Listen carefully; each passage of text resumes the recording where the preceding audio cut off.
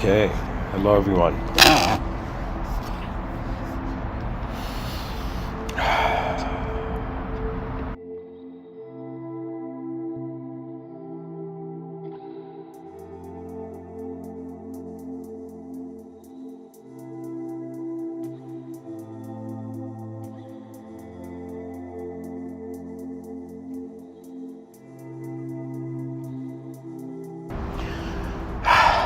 Okay. I welcome the viewers to the first episode of 2023. And I thought about speaking about how beautiful the unknown is.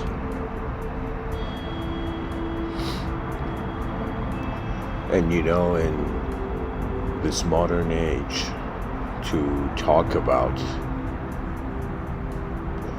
beauty as a man seems to be a complicated endeavor. But when one thinks about what is beautiful, how does that idea mesh in with the idea of fascination? There seems to be stages to life, hidden levels that require to be completed and that new perceptions are unlocked. The unknown is everywhere.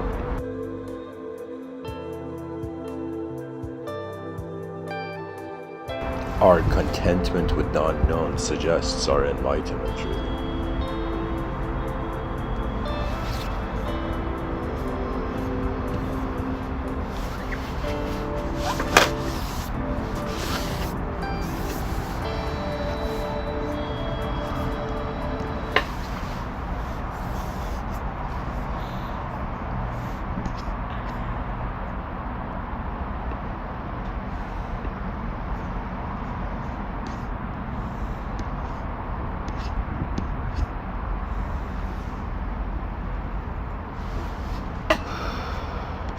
I'm trying to find a calmer song.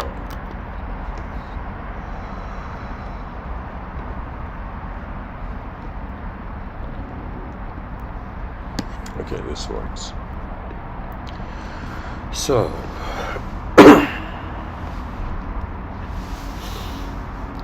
the first talk of 2023,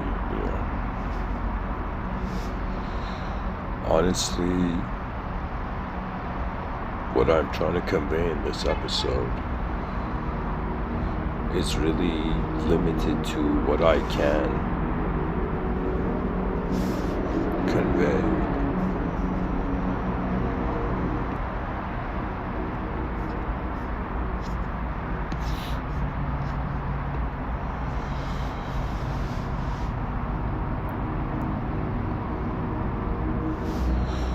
I'm someone who has noticed that the unknown is beautiful.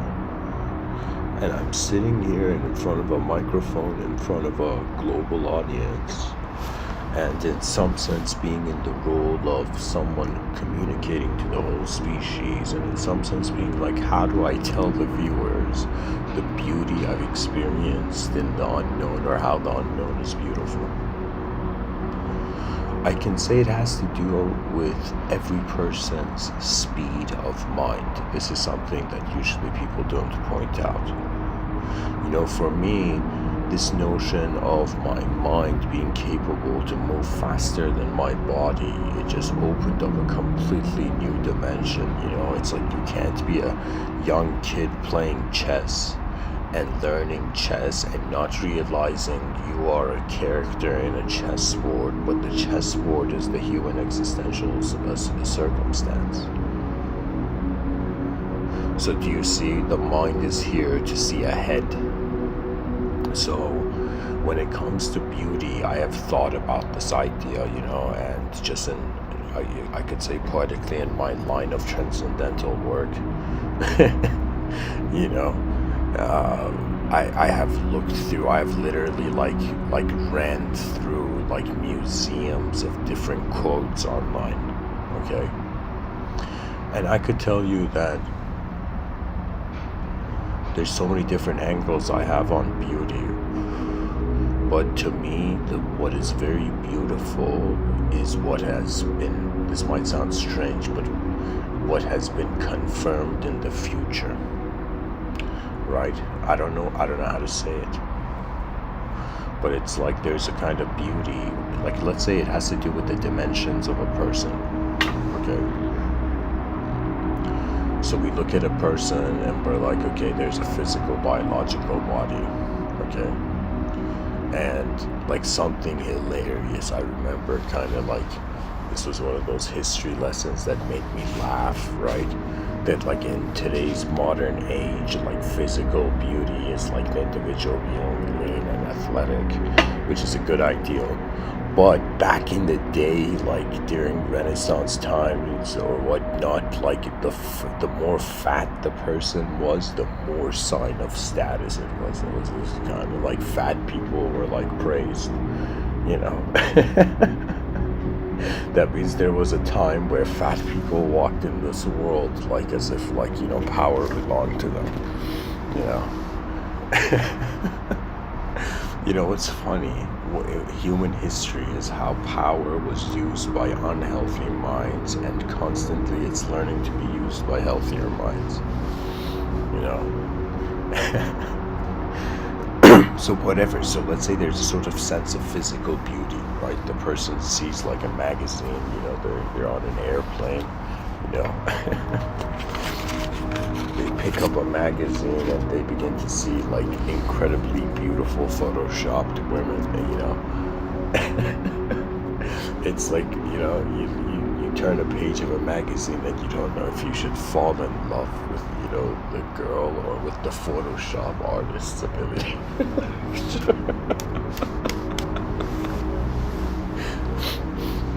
But what I'm trying to say is that reality is freaking hilarious, okay? When you realize how it's working and in accordance to what premise, like something really fascinating is that I would say outside of the vicinity of human minds, a lot of things are dehumanized, right? For example, I'll share something fascinating about the concept of space, okay? Some people feel like there's a view about the idea of space.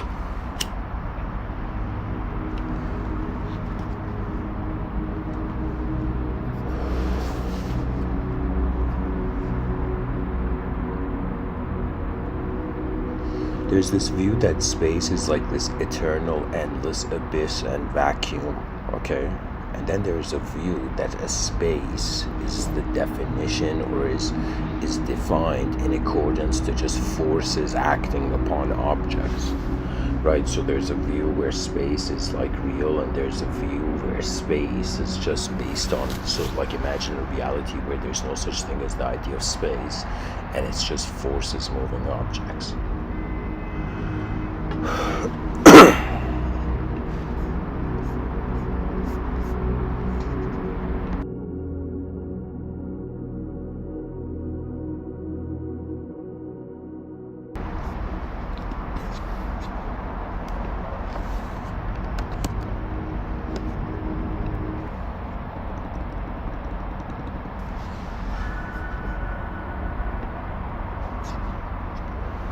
Anyways, to continue.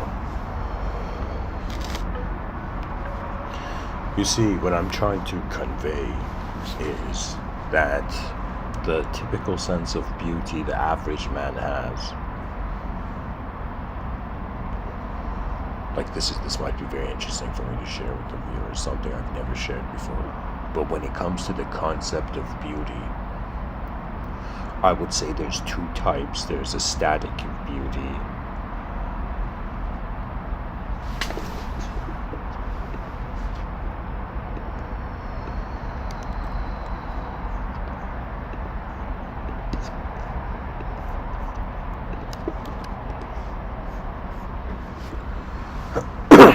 There's a static beauty and there's a dynamic beauty. Static beauty is the beauty of the body. It's the beauty of a physical moment. And it's very fascinating how much of beauty has to do with memory and memory structure, and how the human organism, even though it appears to be like one physical existential objective animal, is actually a self-simulating subjective rhythmic entity that logs into the conscious waking state and logs out. So when I say the unknown, I learned this both the easy way and the hard way. Because sometimes in life, when you learn something the hard way, you begin to see it how many easier ways you could have learned something. Okay. And so it's like people, right? So imagine you go to a nightclub and you see someone who's very incredibly beautiful in their appearance. You communicate to them, and then you begin to see the sequence of concepts. The way they speak is, for example, ugly, or what sort of emotion manifests. What I'm trying to say is that there's an inner life, there's an outer life. The inner life is as ugly as it has peace with the world. So it's kind of like, if somebody wants, this might be a hilarious and bizarre thing to say, and people shouldn't take it seriously, but if a person's soul was hilariously, geometrically ugly or beautiful, like, it would have to do with how much it has allowed peace.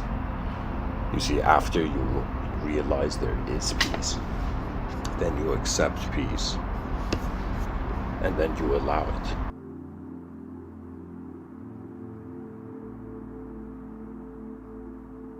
You see, this is something they don't say. The fruition of action, the evolution of action is back into being.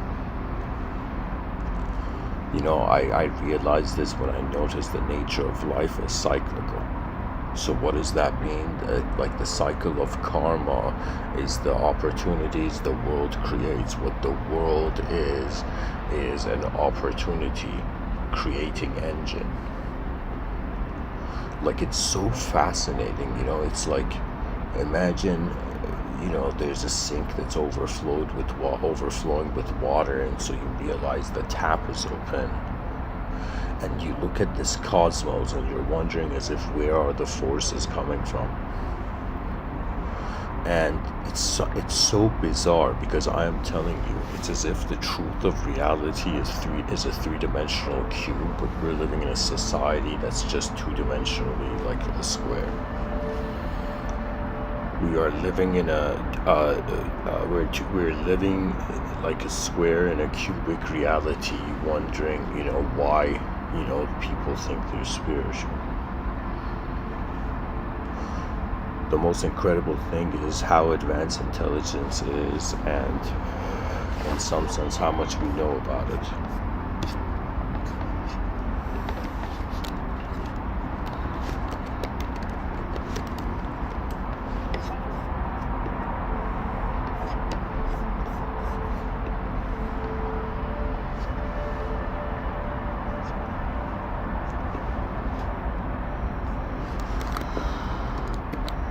Just a second, guys. I'm looking for something. And if the viewers have thoughts in the middle of this, like, you can share it in the comment section.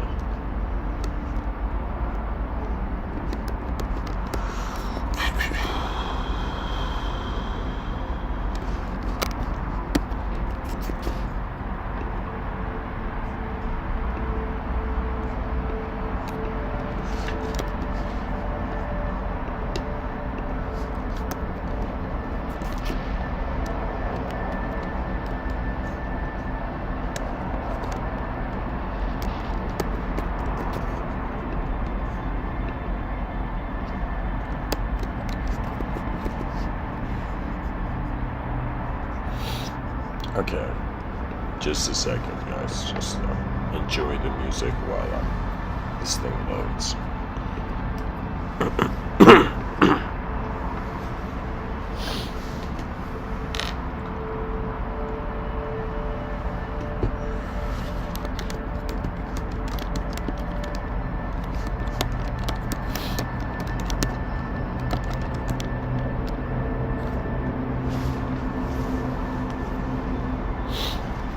I want to read for the viewers something.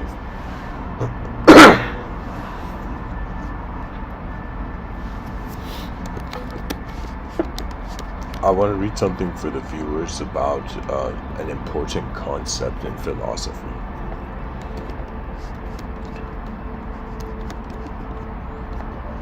And then people are going to understand what I mean when I say the unknown is beautiful. It's some things are not just conceptually beautiful, it's the context, it's the depth, we're living in a civilization where there's an outer existence and there's an inner experience to every human being. And based on the quality of life an individual has lived, it will suggest how they value their world. It's very fascinating that, every day we wake up, the brain self-simulates a couple times, and then our eyes close, we wake up again, same thing repeats, and it's like endless. It's like consciousness is tunneling through endless self-simulations of, its vision for what it can be. It's kind of like what the caterpillar does in turning into a butterfly. We do every day. We wake up subjectively.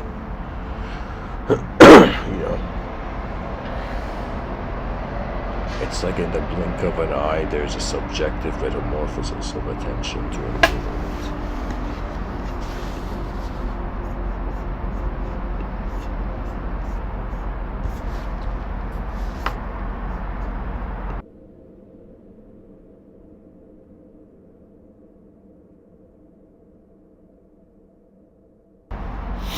So,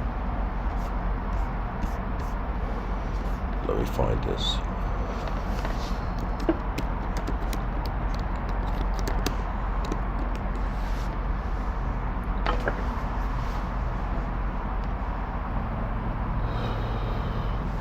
Okay, so the viewers can hear me.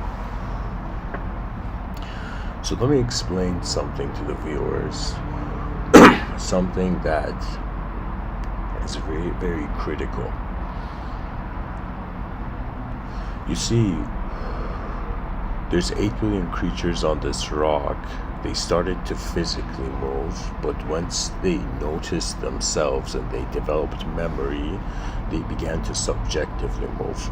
Our subjective movement translated into a linguistic language-oriented design of reality, and it turned into the story of the world. Okay, so we're creatures that are living subjectively in our own stories, but we're living in one common existential world.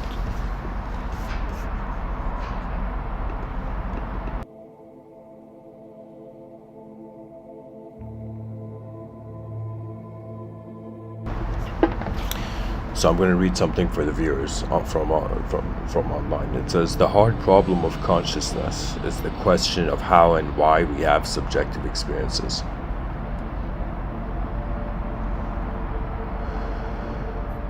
It is called the hard problem because it is difficult to explain how subjective experiences arise from objective physical processes in the brain.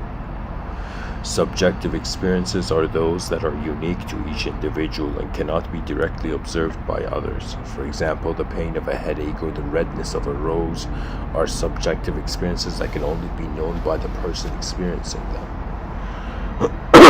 The hard problem of consciousness arises because it is not clear how these subjective experiences can arise from the workings of the brain.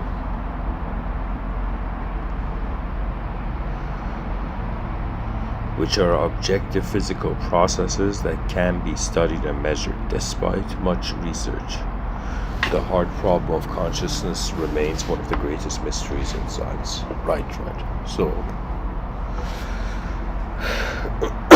what the issue is here is, and the person who came up with this idea was David Chalmers,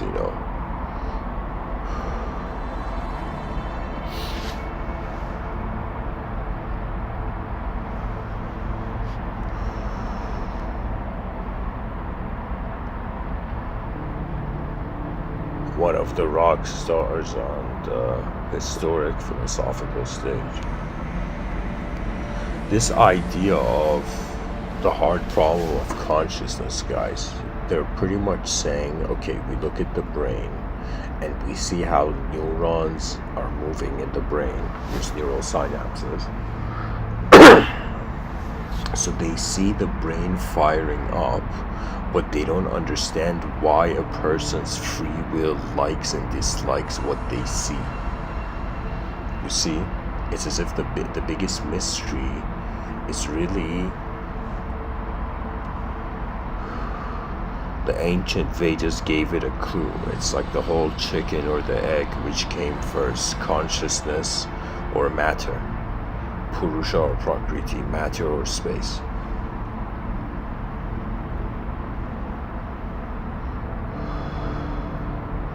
And the answer is they both arose simultaneously. So what it means is that the understanding of the self is the body, the understanding of the universe is the mind, the understanding of the soul is that which was never in time.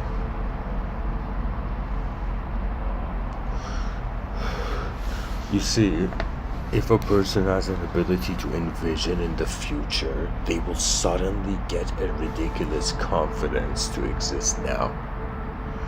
And what I realized is that like a person can filter out a value of an ideological system based on how much it's trying to be changelessly the past structure or its development. You know?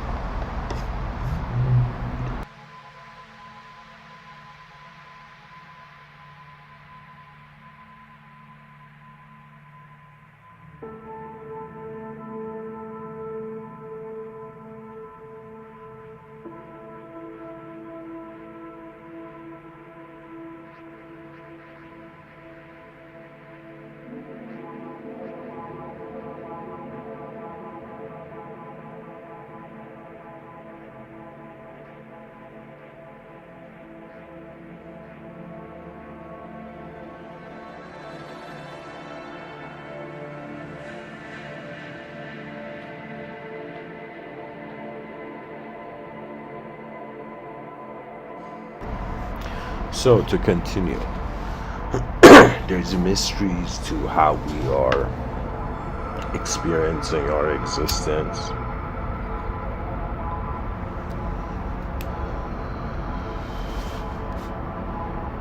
And how our existence is leading to a subjective experience.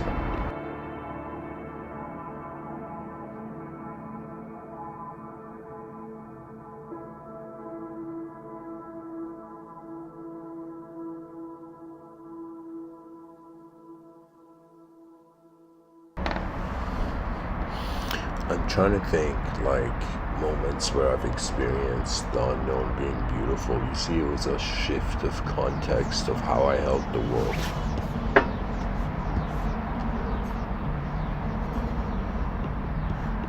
So in some sense, I'm trying to explain to the viewers a sort of psychological, contextual transition I've had in my life, okay? And the simplest way I can explain it really is that I thought that knowledge was power. But then I realized everybody's being literally living a lifetime towards a death, and death is like a portal into the unknown. So even though they say knowledge is power, we're all in an unknown world, temporarily visiting, like we're tourists in the space-time continuum. And so, it's like we're designed as a creature to know reality just by the sense of, like the five senses are proof that nature wanted us to know things. The genius of the body is designed to receive the world. That's the genius of creaturehood, which is a mystery.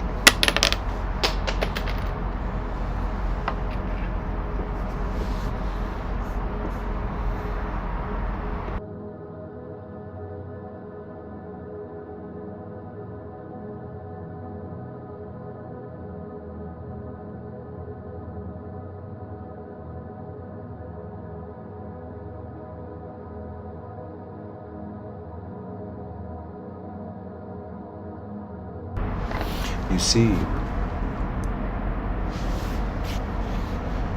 we are living in a system which the lower levels of the system are objective behavior,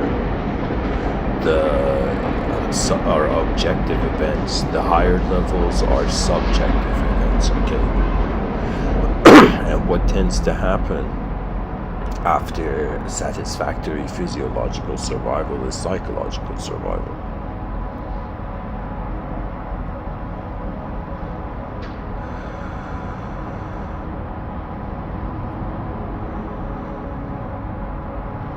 You know, I look at this world and I ask myself, what is going on here? Like, aside from how bizarre the geometry of being on this giant rock in the middle of nowhere, like how bizarre that is, and even how bizarre is this species creating language and naming it and all of that. Beyond all of that, what is bizarre is in some sense why force, like what the universe, what space can be said in a fashion is to be a container of different forces interacting with different objects.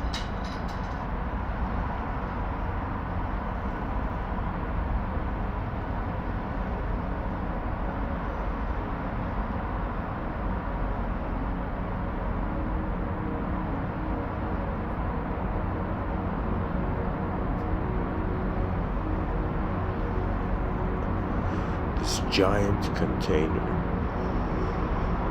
of all these forces that are moving objects have somehow the meaningless, let's say personalityless, not inanimate, but let's say personalityless, unconscious forces of nature in some sort of space are interacting with particles, and they are moving the particles towards intelligence. So the biggest clue that the universe is intelligent is like literally the proof is, has the universe done anything intelligent? And we are the proof. So the human species, aside from being like in this strange cosmological situation, is simultaneously being the proof that the universe is intelligent, because unconscious forces have led to consciousness. Consciousness gravitates reality to itself. Very poetic suggestion of gravity is like gravity is the consciousness of the planet. Yeah.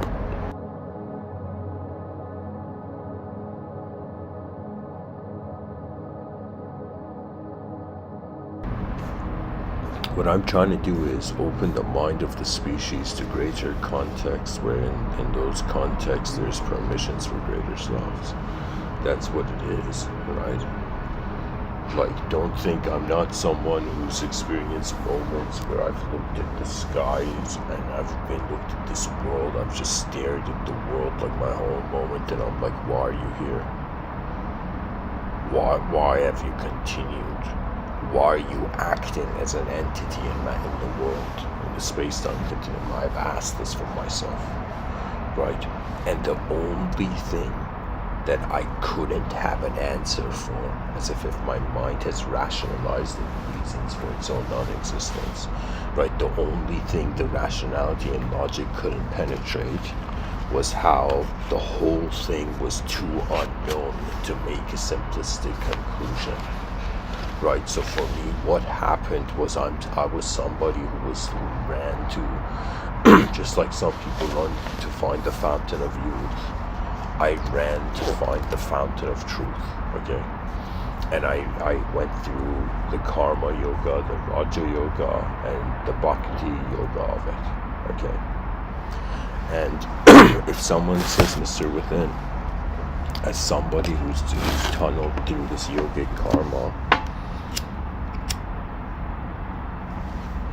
what is your conclusion of enlightenment?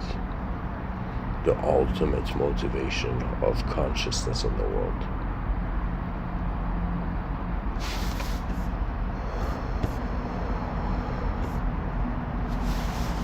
What enlightenment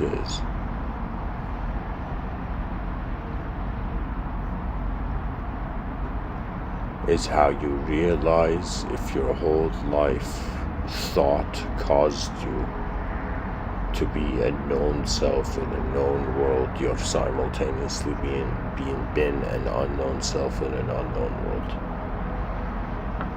When you realize the only way one can notice the unknown is by being unknown, something completely different happens, you know?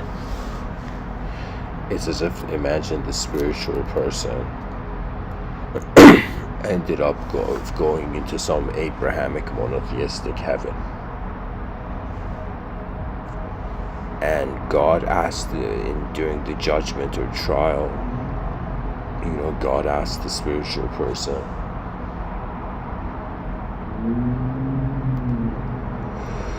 why did you, not believe in truth? Why did you, in some sense, believe in other dimensions? Why did you sin? And so imagine the spiritual person says, God, when you say, why did I sin? It's because I asked myself, who is here doing the sin? And I realized that the soul is from you. So the spiritual person tells God that because I realized you're moving everything, I realize I am not an idea. And imagine in that moment something strange happens. And dreams of the artificial earth awaken to the original earth. You see, dear viewers, our means of communication is through an artificial, subjective, miniature version of reality. It's like through that.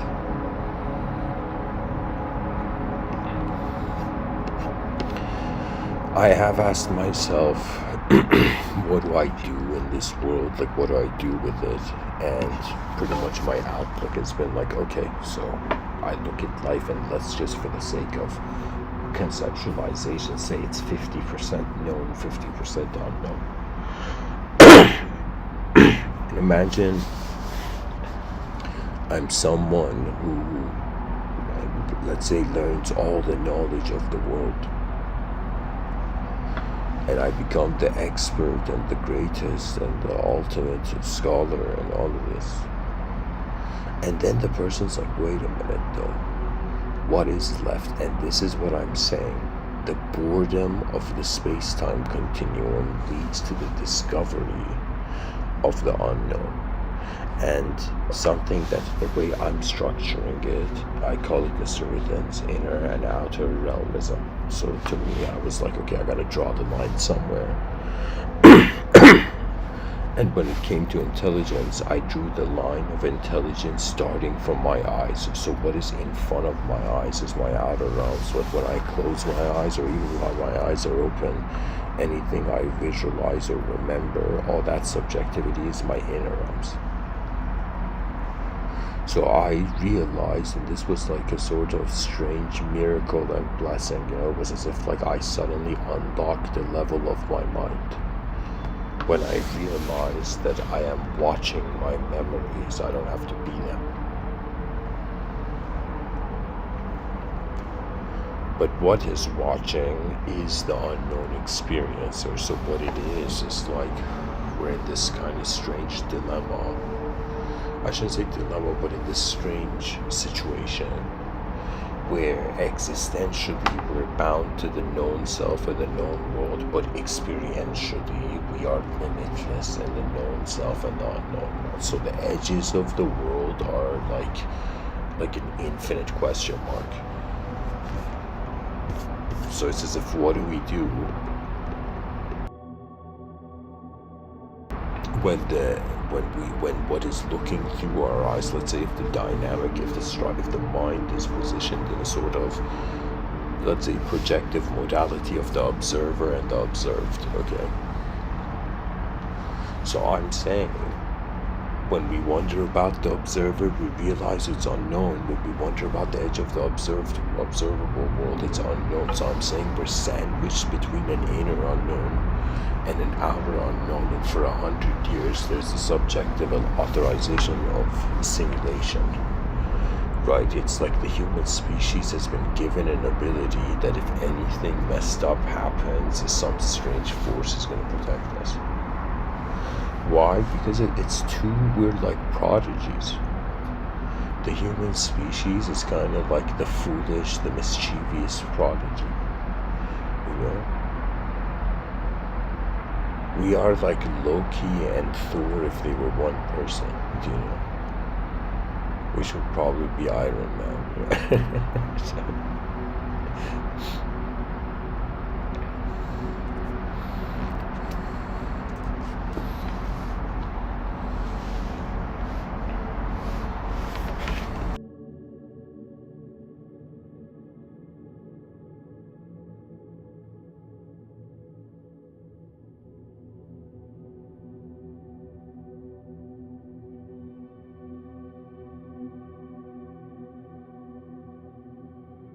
Let me say it. Let me say it this way. I just realized the perfect way I could say it. The beauty of the unknown is the beauty, let's say the beauty of the known is the beauty of what you can't see.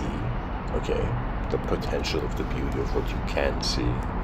And then what I'm saying is the potential, the beauty of what you can't see. So imagine somebody getting fascinated by how much some person knows, and then somebody gets fascinated how big the world is and how much we don't know as a species.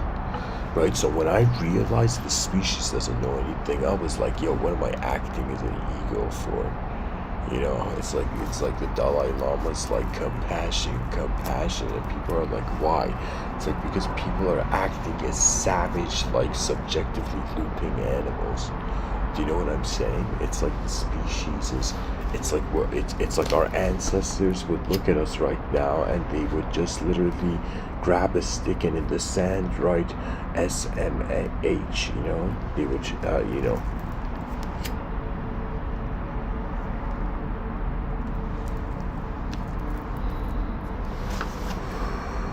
It's like shake my head kind of moment, you know.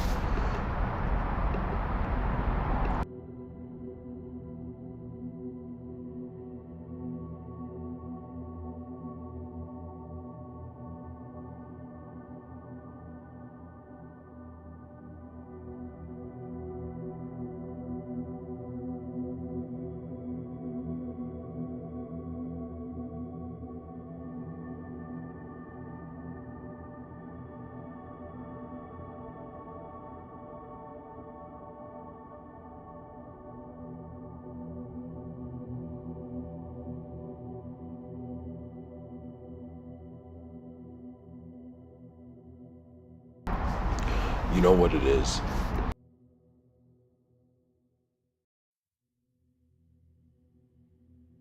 And the value of consciousness is converting from a natural existence to an unnatural experience. That's what's happening.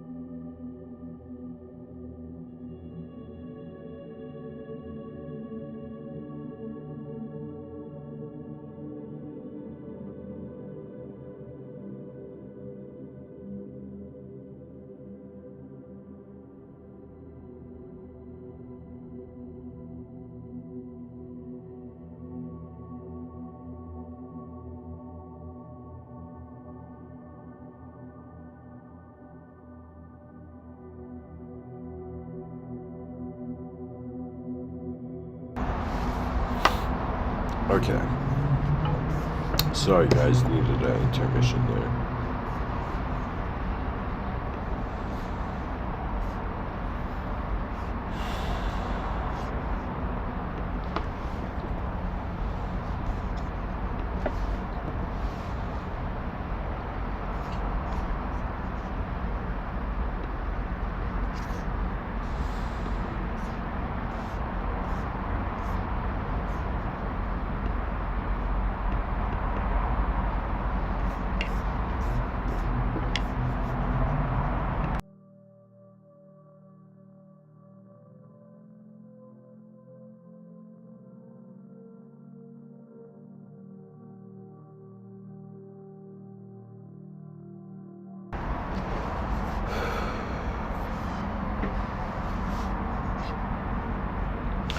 I'm trying to think what I can say.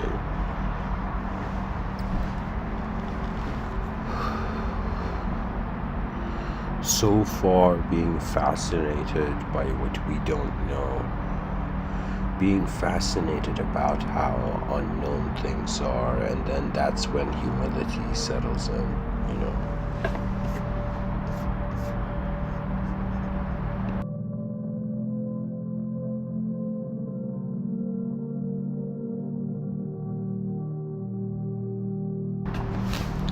We are a very rare event.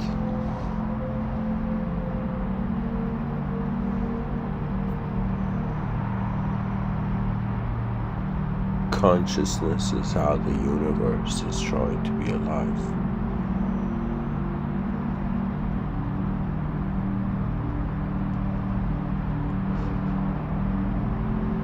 It's as if there's so much existence that like 100% consciousness was like set in stone. Just like you plant a seed and it becomes a tree, like in the design of the seed that, let's say, became the cosmos.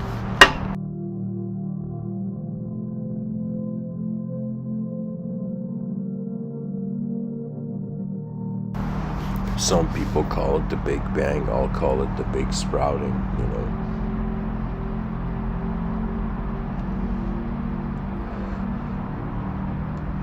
And it's as if the poetry, the beauty of the unknown is that the world wants to be seen, but it has deeper roots and dimensions beyond our sight.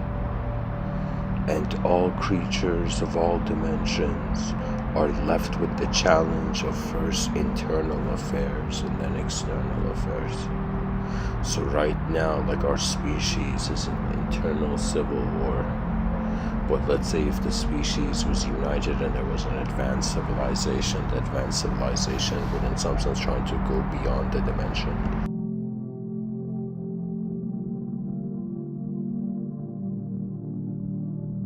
It's as if which one's better, fighting in one dimension endlessly, infinitely, or unifying to go beyond and discover new dimensions. You see, it's the concept, context, relationship. When I think about the concept of my life, it's like the energy I have to be a person, really.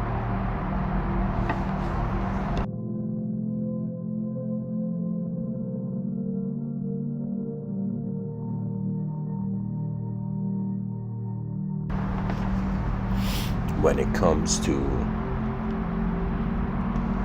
the context of my life, like if in the academic circles the hard problem of consciousness is, you know, baffling us,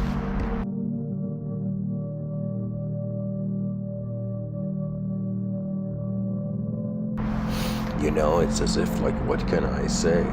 The mysteries, as much as the mysteries in front of our eyes, it's also behind our eyes. I ask myself, what sort of approach to this world should I have from a Vedic context to escape, not escape, to just go beyond samsara? And then I realized somebody who is weak wants to escape. And then there's a type of person who was free from the beginning. I've seen these kinds of people. Not in all conditions, in all types, but I've seen different human beings in certain moments acting in certain ways. It's like the person was not a celebrity, was not a famous person, but it was someone who was there at the right moment, right time, and just saved the future,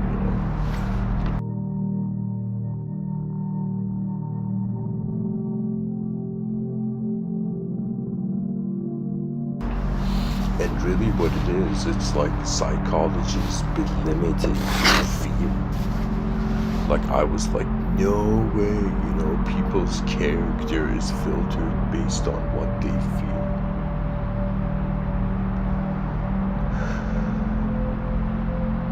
And I'm like, everybody fears the unknown.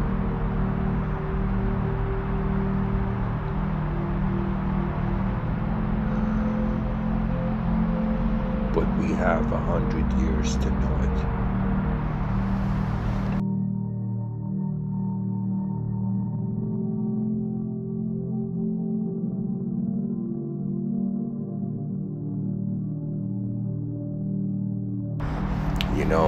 So many sages have said truth comes from within. And so many have said what is within is that which is the non-local awareness to the conditional local consciousness. You know what it means? It means our eyes did not lie to us.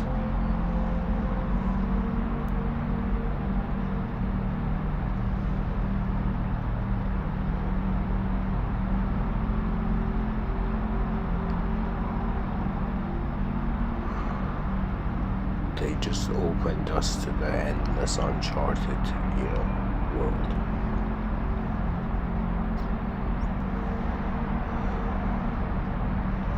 The purpose of the body is to exist in this event of life, and the purpose of the mind is to structure it. I have the sense that the body is like the soldiers of an army, the mind is the commanding officer, the soul is the general.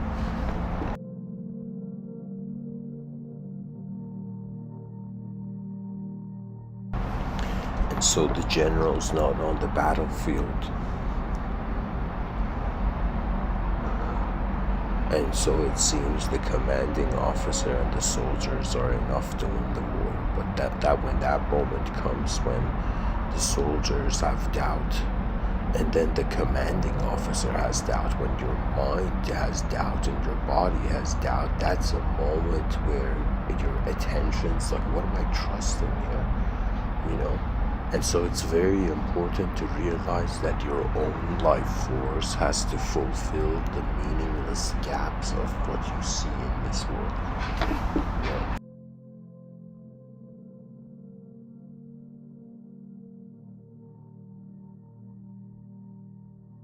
It's like sometimes a person looks at a moment and it's like, what does this moment mean?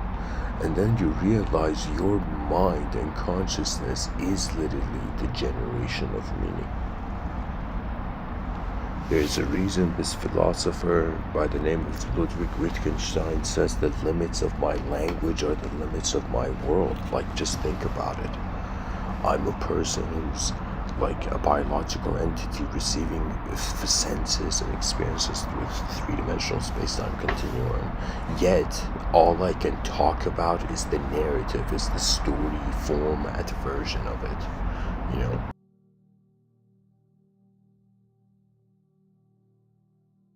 It's kind of like the experience of a human being is three-dimensional, and then the language is like a two-dimensional.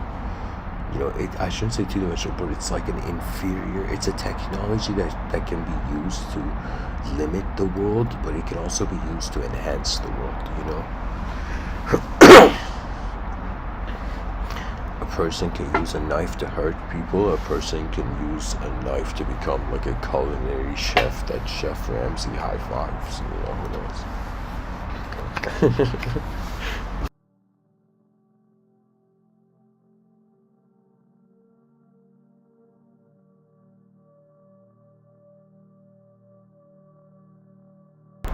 What I'm trying to tell people is when you realize it's too dynamic to have a static answer.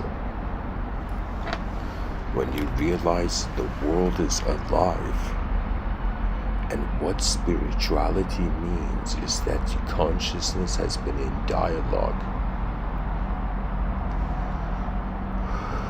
It's like the spirit of the world has been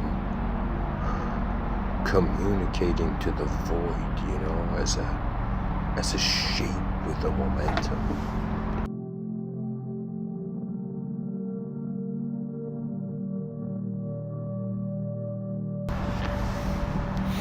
For me, the beauty of the unknown is really what has kept me in this world. The unknown was what freed me from myself. And it's what I'm trying to tell the whole self-help industry, to free everybody from, spiritualism ideologically. Let me tell you why. Because when you ask yourself, where do stories become real? When your attention chooses to not go beyond them.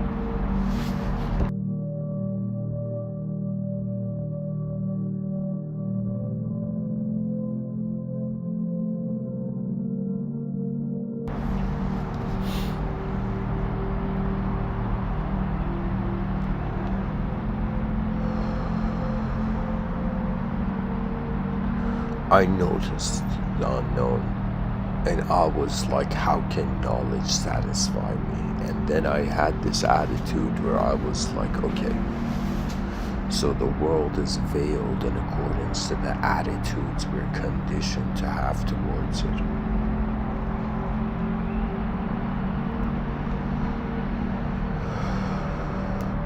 There's someone who I don't know too much about, but I remember hearing this quote from him. I don't remember the exact quote, but the idea of it was fascinating.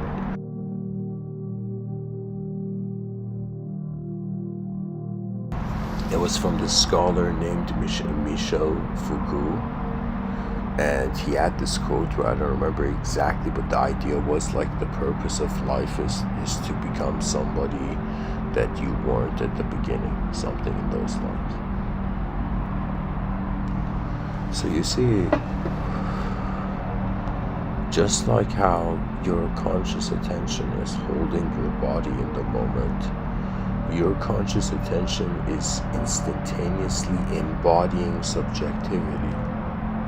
And you can choose to be the subject, or you can choose to watch how the subjects come and go, whether we like it or not,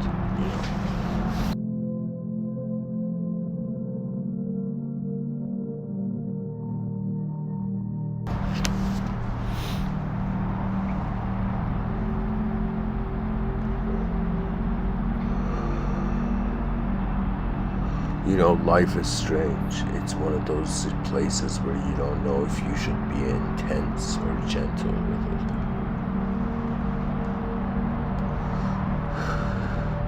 You don't know if you should, embody the warrior spirit.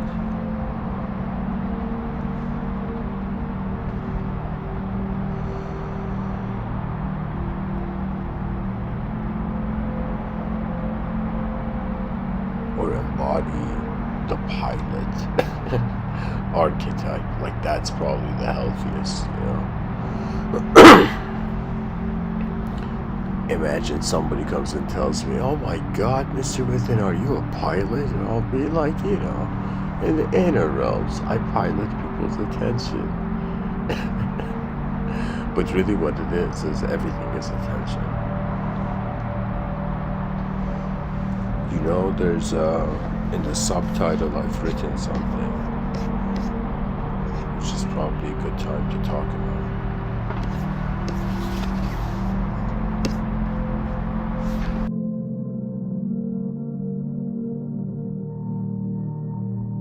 And people are going to be like, Mr. Within, are whales dying in the background of your talks,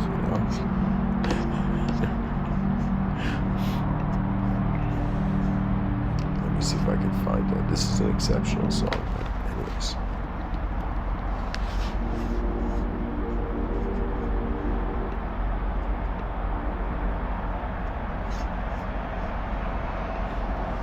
This one might be a bit difficult to speak over, but let's see what happens.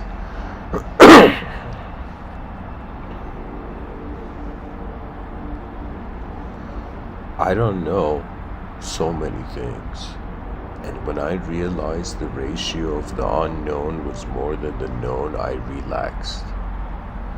And that's really when I became a mystic. When I realized everybody is acting in the middle of nowhere. And it's incredible. It's kind of like this poem that Charles Bukowski has where he says there's genius in the crowd. Let me see if I can read this for you.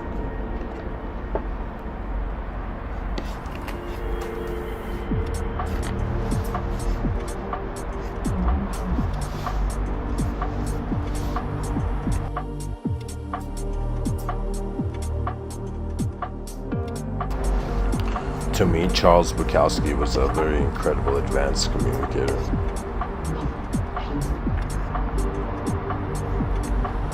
A trait of an advanced communicator is an individual who conveys, who tries to,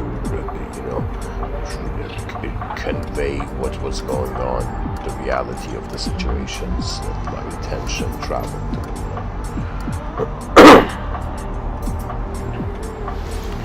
Charles Bukowski, in his poem, he says, the genius of the crowd, he says there is enough treachery, hatred.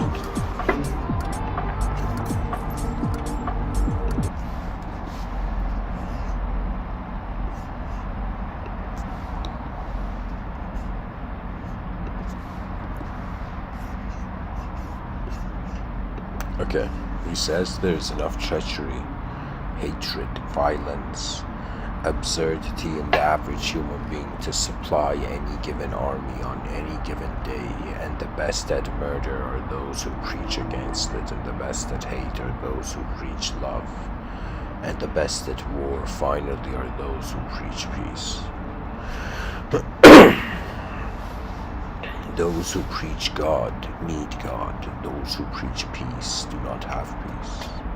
Those who preach love do not have love. Beware the preachers, beware the knowers, beware those who are always reading books. Beware those who either detest poverty or are proud of it. Beware those quick to praise, for they need praise in return. Beware those who are quick to censor. They're afraid of what they do not know. Beware those who seek constant crowds. They are nothing alone. Beware the average man, the average woman. Beware their love. Their love is average, seeks average, but there is genius in their hatred. There is enough genius in their hatred to kill you, to kill anybody. Not wanting solitude, not understanding solitude, they will attempt to destroy anything that differs from their own. Not being able to create art, they will not understand art. They will consider their failure as creators only as failure of the world. Not being able to love fully, they will believe you're loving complete, and they will hate you, and their hatred will be perfect. Like a shining diamond, like a knife, like a mountain, like a tiger, like a hemlock. Their finest art. Wow. So, from a psychological perspective, fascinating observation.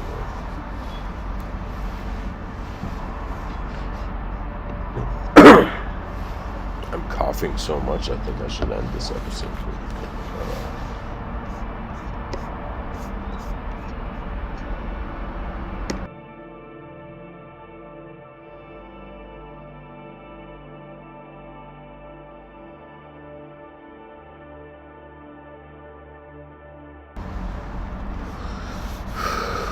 Let's see what shall happen.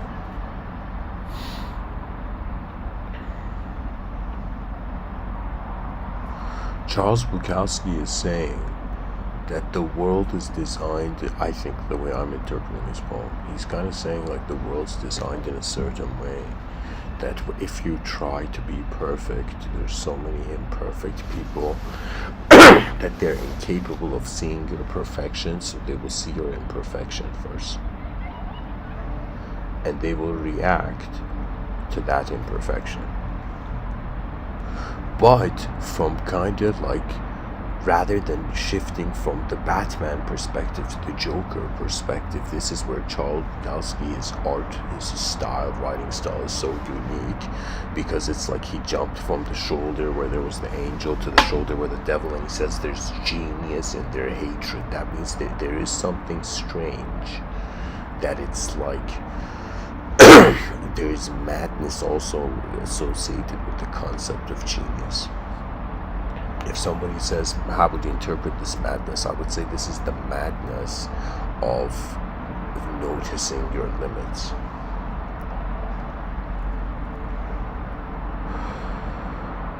Seldom is this said, bravery is how we stand anew in the face of a new unknown moment, in the face of the unknown. That's what I'm learning every day, you know. My sort of training for now is in some sense like to just cultivate appreciation for how unknown the moment can be, as much as it can be known. Our knowledge is an approach. How our eyes open to accept the world one day never suggests its truth. Beyond conception, the world silently breathes.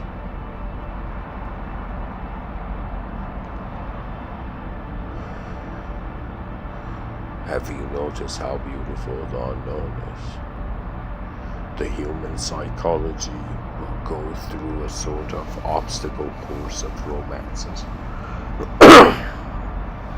Imagine you fall in love with the idea of, you know, the greatest lover, the greatest relationship, you know, the greatest self, the greatest world, you know, the greatest community, the greatest life, all of this.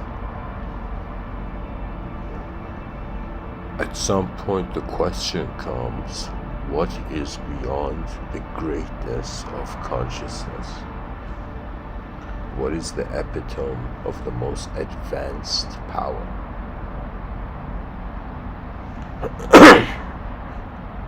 And that most advanced form of power is instantaneous being. So if somebody wanted to say like what is more powerful, imagine Thor had to throw a lightning bolt to imagine destroy something, and imagine there was somebody who could just instantaneously just have the same result happen. You see, it's all display in time. The feeling of it is sometimes in my dreams I've died, and the way it is that it's like the moment remains, but you know, you watch yourself.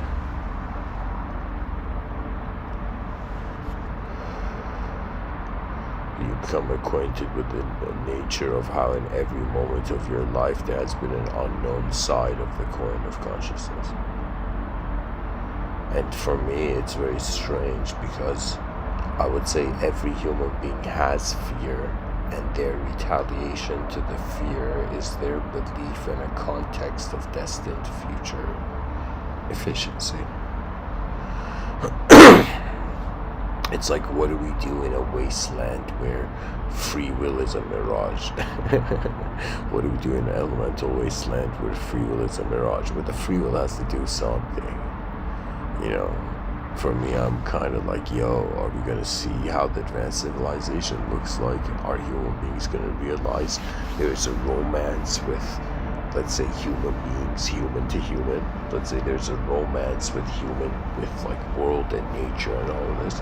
But then I would say there's a romance with the future, which is the notion of the truth of truths. That means, where is everything that is being true going in a world that is changing, right? That means, how does the changeless observer of the changing truth accept the truth?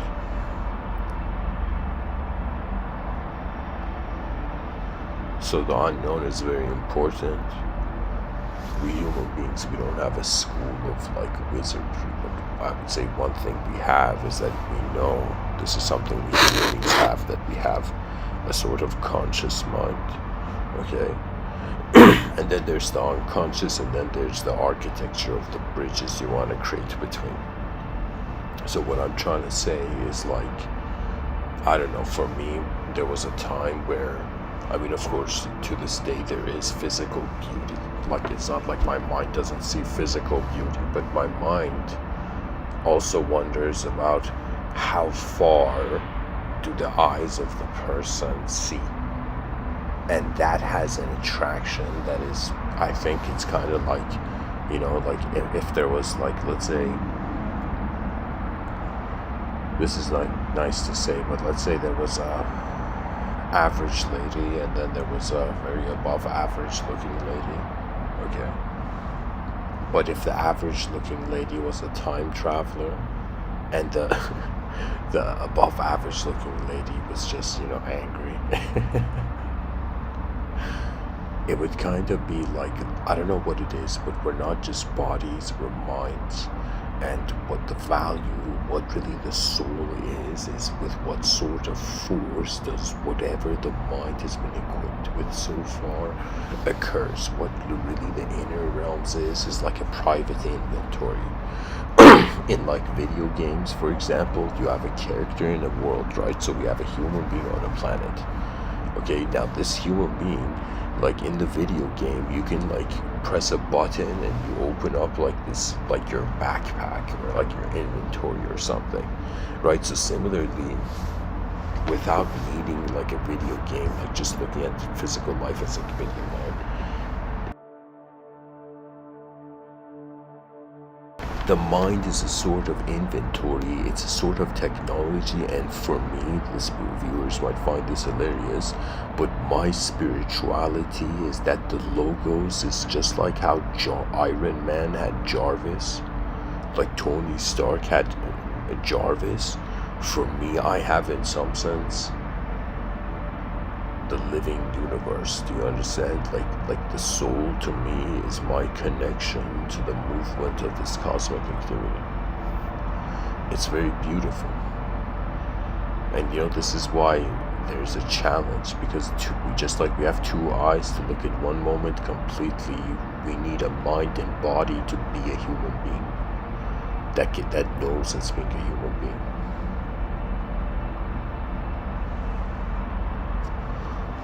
I want to see the future generations, like they say like the youth are constantly trying to grow up quicker, right? The information age is kind of like destroying childhood.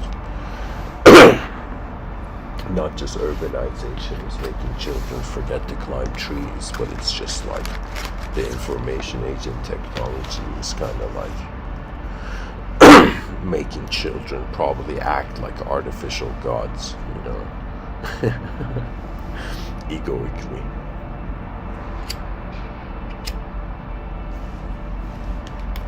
And what it means is that the world is headed to an artificial place, and natural human psychology will retaliate, and that would be a sort of realization, you know.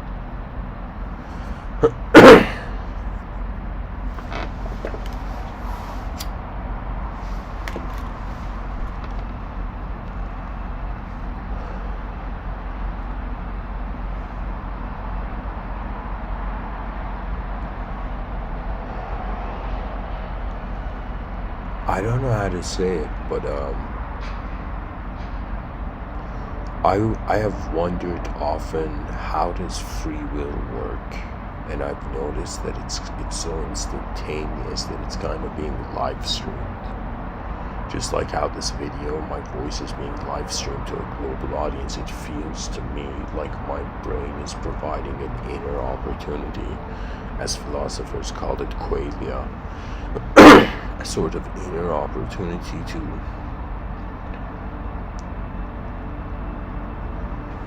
notice activity. You see, the thing about the human being, this is so hilarious. We can say the body is human, We can say the mind is a projection of a brain, but we cannot say consciousness is human, because consciousness is aware of human but also the dehumanized. So really what we are is an intelligence beyond duality of any sort. Now I was like, what does this mean? Does this mean 8 billion human beings have to go meditate in caves and attain like Mahasamadhi? And I was like, no. The idea is that the intelligence of nature is just like how a garden works, you know. I roamed through, you know, books like hallways of libraries.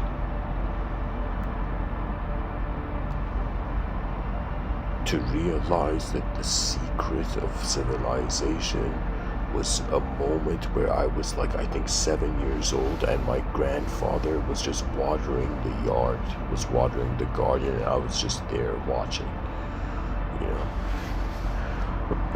Just that moment of watering the garden, watering that incredible space where the future has the freedom to be itself. Because if we expect the future generations to behave like us, what's the point of calling them the future generations? You know, you have to have, you know, I think what's going to happen is that AI is going to resolve this dualism of political structures being liberal, conservative, or democratic or republic. What's going to happen is just a more multidimensional structure is going to be overlaid over the whole thing. The greatest thing that can happen now, if you, I don't know, let's say if you're someone who may be a politician one day, or you are a politician hearing this live stream, you see, life is about, imagine everybody is a type of bird, every person's mind is a bird, okay? And these birds are on specific branches, and the world is a full forest of knowledge. There's endless trees of knowledge. And every person born in every part of the world is like a bird sitting on a branch. Now the idea of intelligence, now forgetting IQ, high IQ, because IQ is pattern recognition based. But I would say, just to think about intelligence is like how, if there were all these 8 billion birds suddenly realize not only can they have the perspective of one branch, but they can fly into the sky, and from the selfless states of mind, or from the selflessness of the sky, witness the whole forest at once. People were like, why was Mother Teresa so compassionate to children in poverty-stricken countries that were not her own country? And people were like, because this woman had reached the point where she was seeing God moving everything. You see, that's the incredible thing that true religious devotion unlocks. It unlocks a worthy heart. Alright, like in certain monotheistic religious traditions, there's a passage that says, like, those who sin, I don't know, something in these lines, like they become deaf, dumb, and blind. Like, there's that idea. But the notion of it is that those who align with truth and connect with the inconceivable source, they find themselves in worlds where sin did not exist. You see, it's what the purity of the essence of being is are you worthy of the most simplest state of your being, and are you worthy of the most complex state of your being? We're living in a civilization where people are right now worthy of like just whatever they are in the present, whatever they think they are in the past, and that's it. Right, when you ask what people want to be in the future, like how many children, when asked what do you want to do in the future, imagine the children's like, I want to create a type of job that has never existed before. They all say what has existed before. Like the youth have posters of rock stars rather than wanting to be rock stars. You see the difference?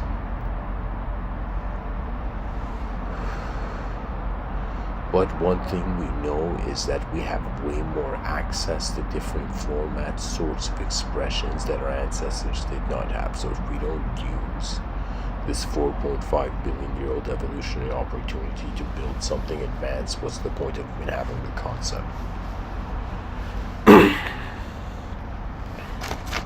For me, it's like, God became the concept of advancement. For me, it's like, you know what it is? It's like an inconceivable moment is pulling conceivable moments towards itself, but it's pulling them with such a rhythm, with such a structure, that it's kind of strange. It's like, they say there's a music to the cosmos, and if there's a music to the cosmos, then we are the actors in the film. The most spiritual moments I've experienced have been moments where something so unknown has happened, where I have been rendered speechless and the ego has become humble, and I have just looked at the moment and I'm like, aha, this is what it feels like to not know. And I ask myself, is it okay? Are you okay being a fool? Like, my ego asked to imagine somebody just wondering, like, am I okay being a fool in this world? And I realized it's all about conceptual choice of where your attention is stationed in. The meaning of life is in the differentiation between low-value thoughts and high-value thoughts, right? Some people say it like this in a dualistic context. For me, I just simplified it. You could say what the Mr.Within school of thought is like all the yogas can be applied. It's as if it's devotion to the advancement of the greatness of the potential of what we are. There's a species here, and we're all being it, and we're all living in our own cocooned, paradises, not realizing there's an earth here that's waiting to advance. Why have we not noticed the stares of the unborn future generations? Those who I would find like my true friends on this planet are those who notice it. You'll suddenly feel it at some point.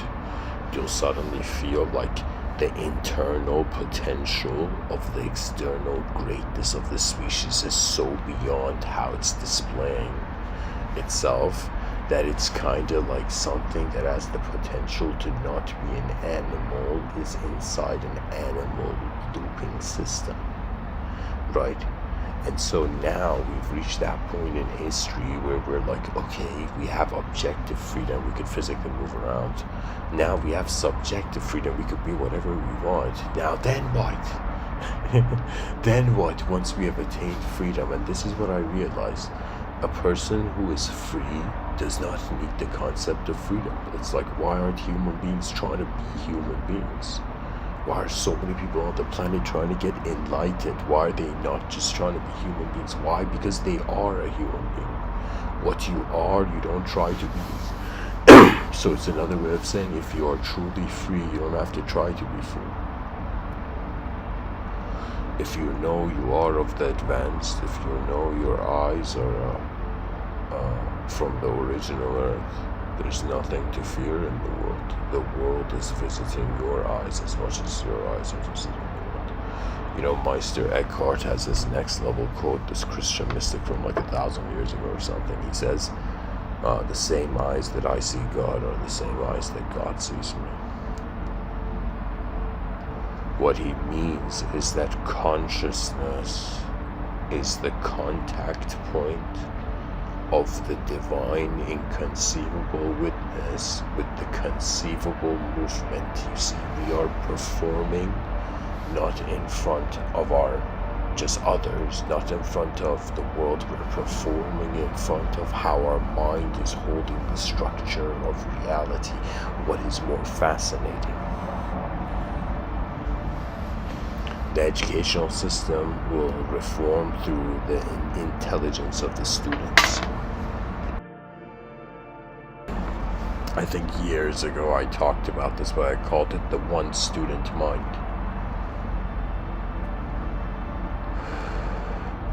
Isaac Asimov says violence is the last refuge of the incompetents, and if there's war occurring on the planet, that means there was an incompetence to resolve it through communication.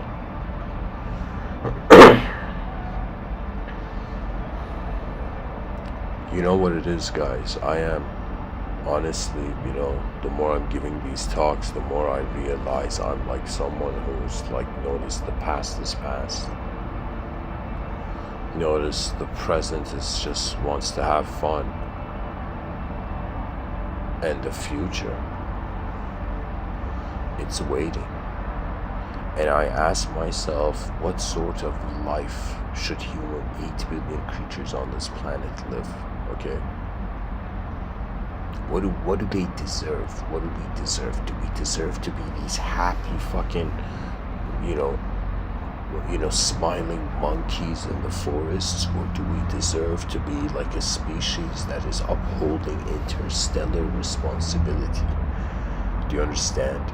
That means we are fearlessly exploring the backyard of our world.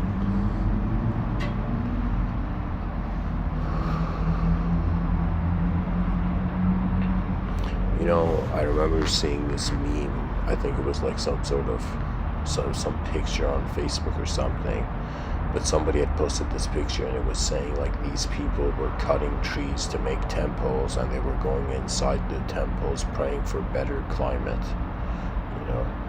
and the person was like, this is the madness, right? The madness of incomplete contextual analysis. But it is something that is like, we all suffer from this. Why?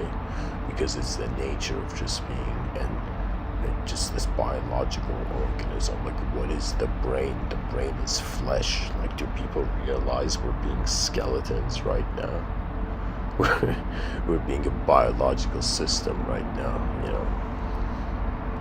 This biological system is leading to a cognitive opportunity, but what is utilizing actually the cognitive opportunity? The nature of the attention that is piercing through the resolution of the sensory perception.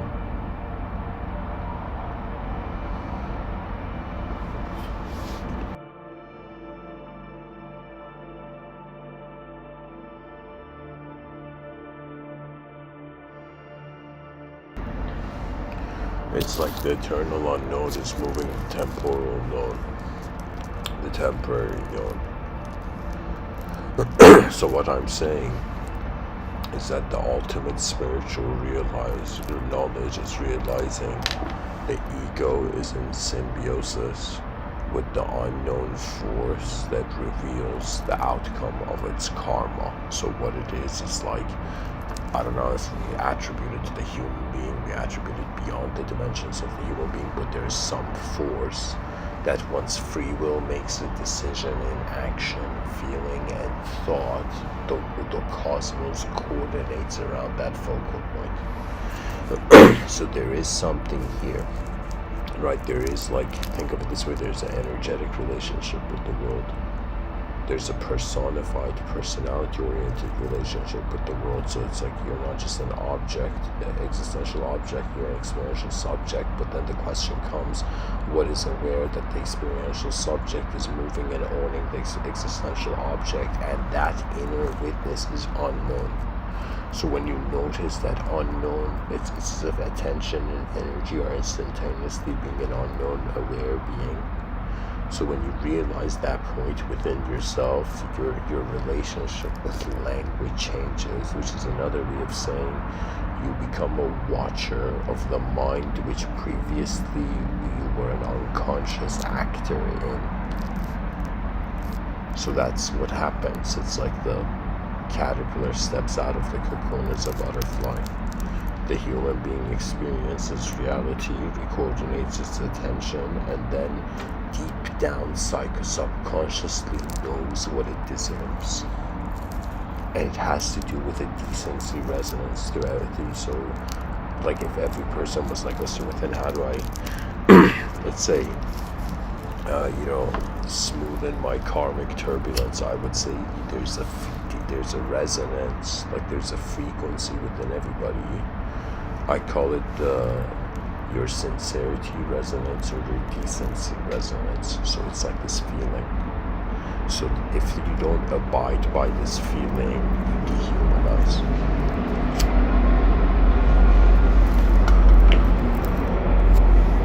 It's like saying this: if you don't listen to your consciousness, you stop being human the way you previously were. Consciousness is like, just like the body has like white blood cells, consciousness is conscience is like consciousness's way of defending its structure.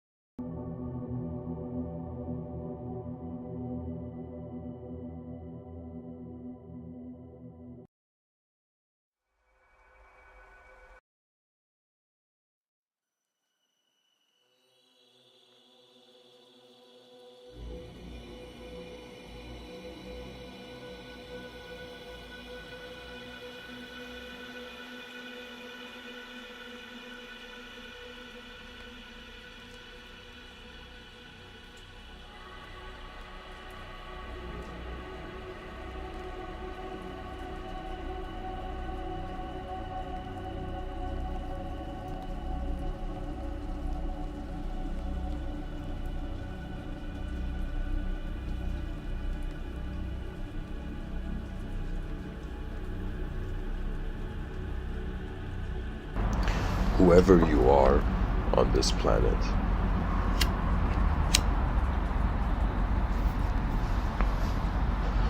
if there ever comes a time on this planet, in this world, where you truly don't know what to do, you don't know what to do, you don't know what to do, you don't know what's going on, and you're just here,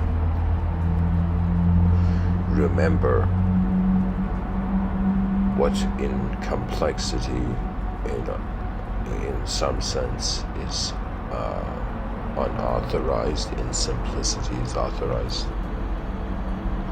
And sometimes what in simplicity is unauthorized, and complexity is authorized. So the nature of reality is everybody is poetically imbued with a soul. And what it means is that your DNA allows your free will to animate you as a unique character that has never been seen before on this planet.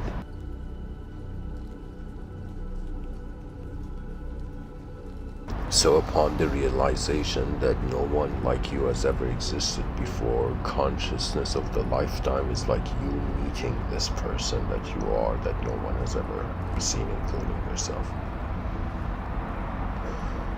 Every time I give these Mr. Within talks, I am also watching how I'm being a being in the moment, And really, we have to make a subjective conclusion about energy, and my resolution is, some people can say it's my ego, but I feel it's not. But I feel I reached the point when I came to a conclusion that infinite speed would lead to the invisible.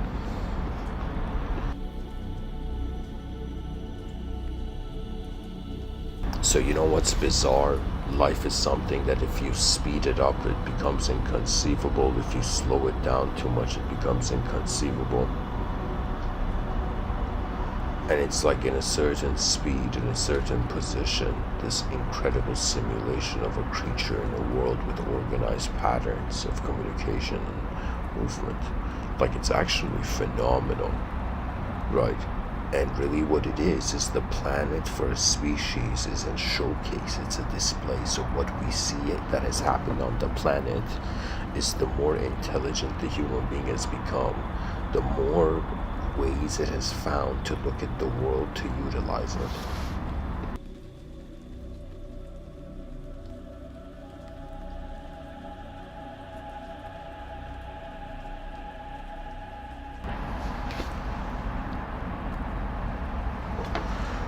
There were times I was listening to my own talks and I'm like, oh my god, am I in love with this idea of the advanced civilization and the advanced humanity in the future?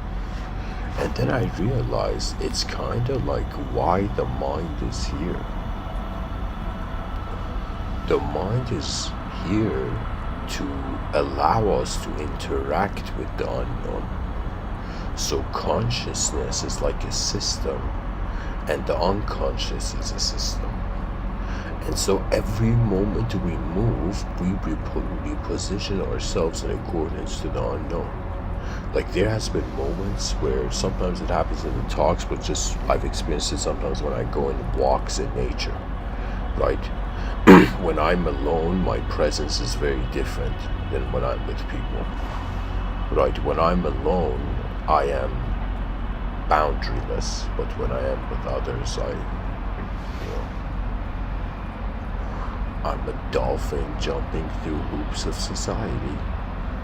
It's like it's like, please clap for this dolphin.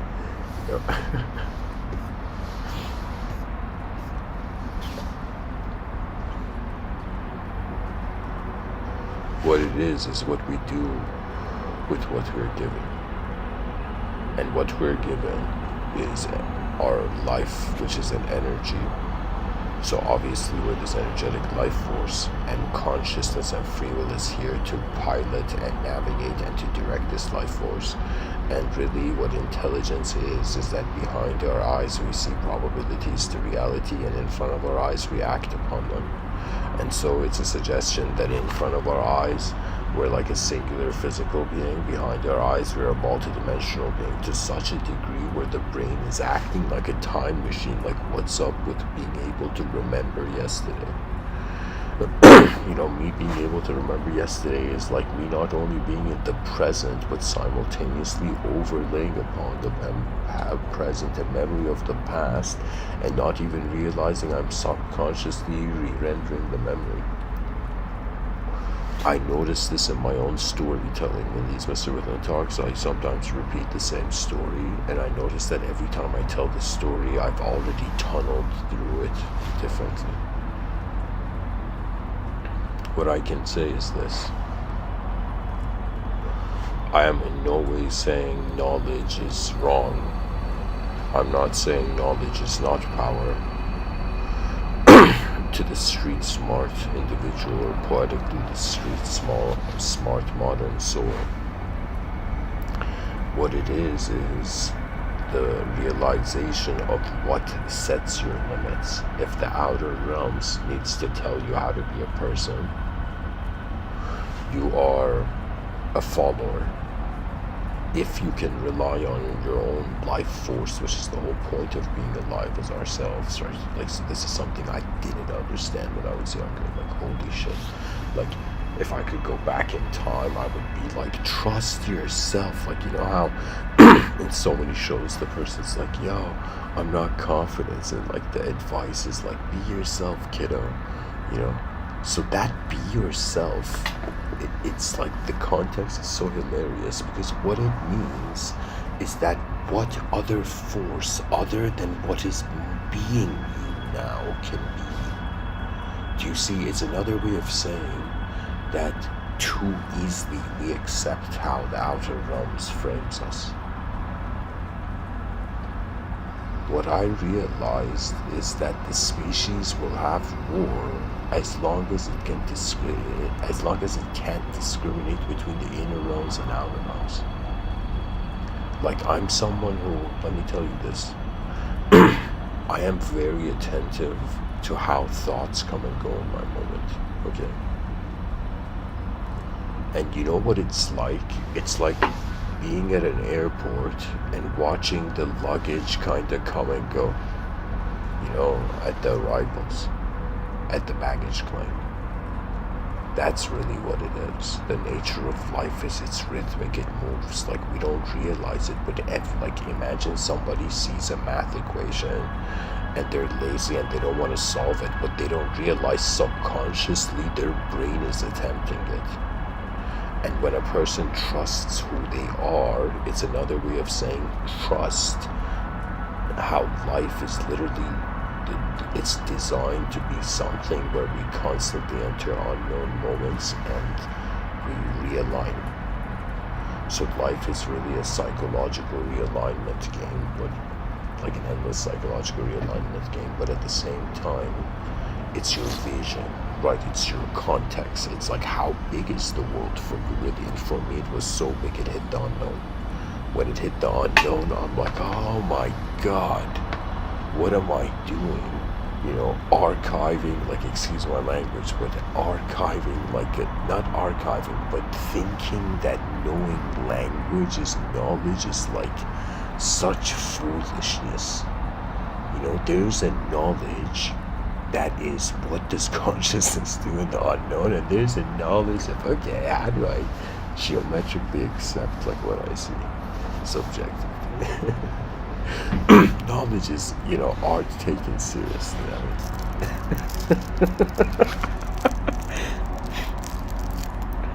mean, we've sculpted meaning out of a meaningless place.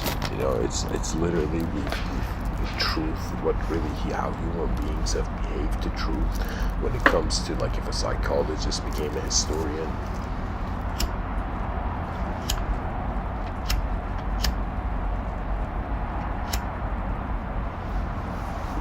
imagine Jordan Peterson started, like, you know, reacting or reviewing different, like, you know, the psychological states of different historians. Somebody go tell that to Jordan Peterson. What it is we will realize the human beings needs oblivion, needs chaos, and reacts to chaos. And those who are great souls, they don't react to chaos until their threshold. And when they react to chaos, the chaos is not chaos. Do you know? I don't know how to say it, but it's like multiple relationships at the same time. Okay? Like, a person has a relationship with others, has a relationship with the world, has a relationship with themselves, has a relationship with all three of these in a known dimension, but also has the potential of having a relationship with the unknown self, with the unknown other. In theosophical societies, they call it the invisible other, or an unknown world, where in shamanic cultures it was the spirit realm. For me, there is something more than just man here. And it's also not just more than man, it's more than the subjectivity of man's mind. Like, isn't it strange that religion requires language? This might sound strange, like, I don't know how to say this. People might think this is strange. But I'm just somebody drawing geometrical parallels. I don't really have an opinion, but just observing, like somebody like walking on an uncharted forest area. So pretty much, I'm noticing that there was this concept in the context of magic, that these mages had these books of magic called grimoires. And these magic books were, in some sense, the idea that language was magic, because the early mind didn't know what else to do with it. So imagine the earliest human beings. Imagine somebody told someone you're a bad person, and the person's mind just didn't know what to do and just accepted that. So you see, it's the strength of the nature of the witnessing mind. It is not that religion is right or wrong. It's not that there is mysteries or there is no mysteries. It's just that what conscious life is to allow the world to reveal the new you. And the newest you in Vedic thought is attaining Brahma Loka. Brahma Loka is like God's abode. It's another way of saying it's a state of being that doesn't need to reincarnate, because it's where every incarnation is emanating from. So what it means is like you smile as a temporary being, because the eternal witnessing, personalityless or attributeless viewer, there is a force here, dear viewers. It is beyond the ambitions of objects and subjects. Have you noticed how beautiful the unknown is?